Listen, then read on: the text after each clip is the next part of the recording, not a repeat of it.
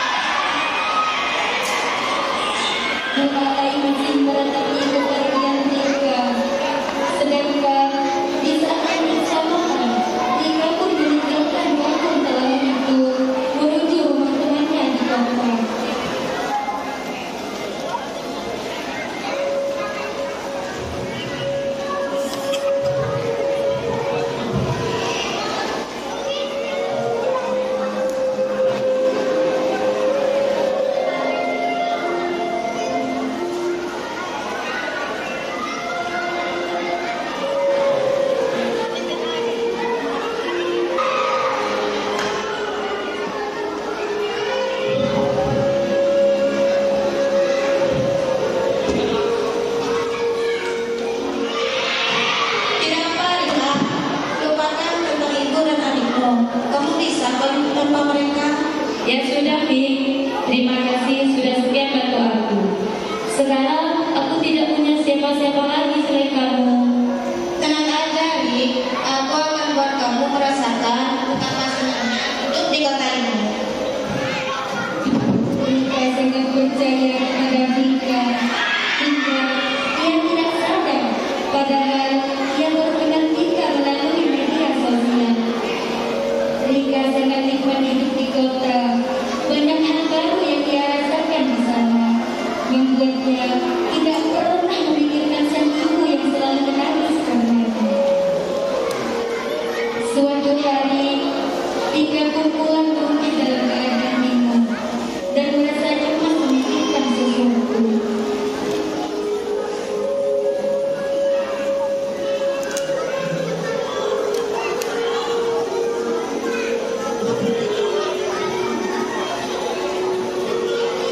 Vika, kamu kenapa? Aku lagi bingung, Rik. Perusahaanku saat ini sedang kritis. Sedangkan aku membutuhkan dana 40 juta. Hah? Apa? 40 juta? Iya, Rik, 40 juta. Tapi itu uang akan dikembalikan 3 kali lipat dari uang yang terinvestasikan. Berarti untung banyak dong. Jadi gimana? Kamu mau gak bekerja sama dengan perusahaan kami? Gimana ya, Fik? Baiklah, tapi aku cuma punya 30 juta. Itu pun hasil menjual perhiasan pemberian ibuku. Jadi gimana, Vika? Iya, gak apa-apa, Rika. Itu kan sudah sangat membantu perusahaan kami. Dan aku tidak akan buat kamu kecewa kok. Aku janji. Rika yang berasal dari dusun kecil justru tidak merasa aneh dengan usulan Vika. Bahkan ia langsung menyerahkan seluruh uang simpanannya ke Vika. Berapa bulan setelah ia memberi uangnya kepada Vika, namun uang tersebut belum juga dikembalikan seperti yang Vika janjikan pada Vika.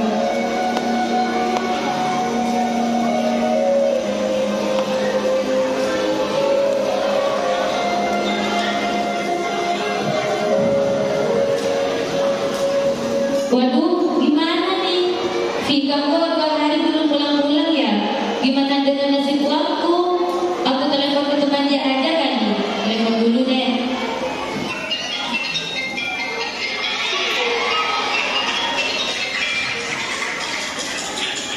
Assalamualaikum, ini Zahra ya?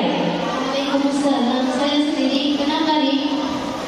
Maaf Zahra, jadi gini, kamu tahu nggak keberadaan Vika di mana? Rika, gak tahu tuh. Memangnya kenapa? Dia udah 2 hari belum pulang. Aku takut dia bawa lari uangku. Hah? Uang? Kenapa uang kamu bisa jatuh ke tangan dia, Rik? Aku ikut investasi dengan dia, makanya investasi itu 3 kali lipat. Investasi? Investasi apa? Rika aja kerjanya jadi pelayan sama kayak aku. Dia udah nipu kamu tuh.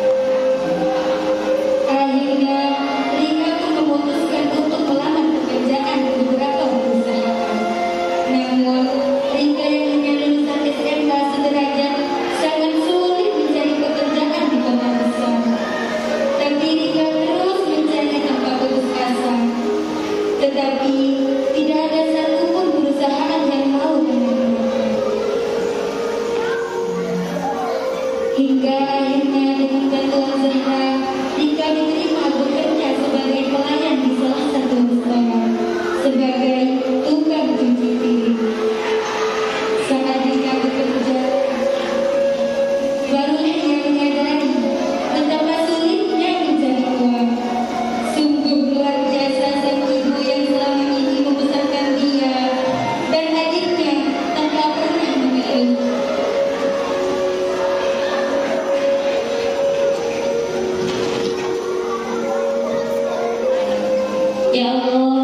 Kok tiba-tiba aku kangen ibu ya?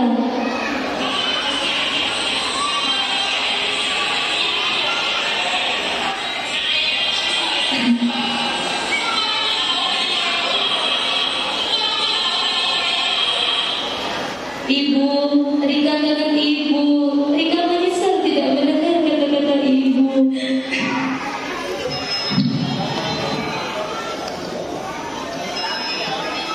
Rika teringat saat ia melawan sang ibu. Padahal ibunya adalah wanita hebat yang selalu mementingkan kebahagiaan anak-anaknya daripada dirinya sendiri. Akhirnya Rika memutuskan kembali ke kampung halamannya, yaitu di Telang. Ia ingin segera menemui ibunya dan meminta maaf pada ibunya. Namun sebelum ia kembali ke kampung halamannya, Rika ingin mencoba yang terakhir kalinya, melamar pekerjaan di salah satu perusahaan.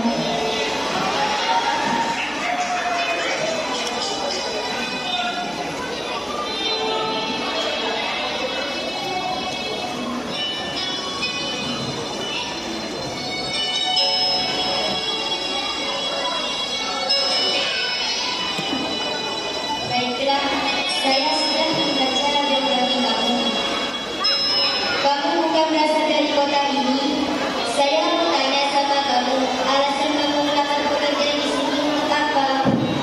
Benar Bu, saya dari kampung.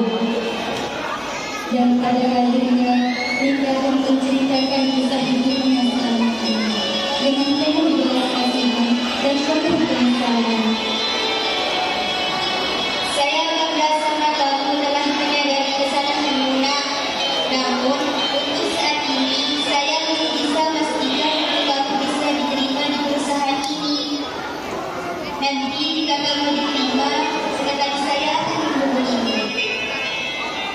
Setelah melamar pekerjaan, Rika pun langsung melanjutkan perjalanan ke kampung halamannya, yaitu di Telang.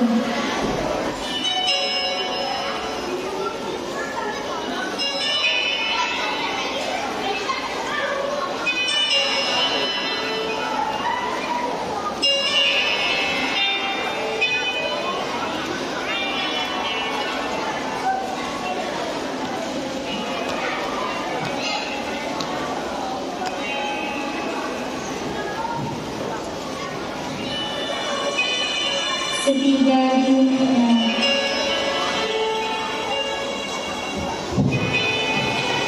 Ibu, Ibu, Assalamualaikum, Bu, Waalaikumsalam. Anak yang selama ini dirindukannya kembali pulang dengan penuh penyesalan dalam dirinya. Ibu, maafkan Rika, Bu. Rika kangen. Rika menyesal tidak mendengar kata-kata ibu. Maafkan Rika, Bu. Ya nak, ibu gak pernah marah. Ibu gak pernah marah, nak. Ibu sayang banget sama kamu.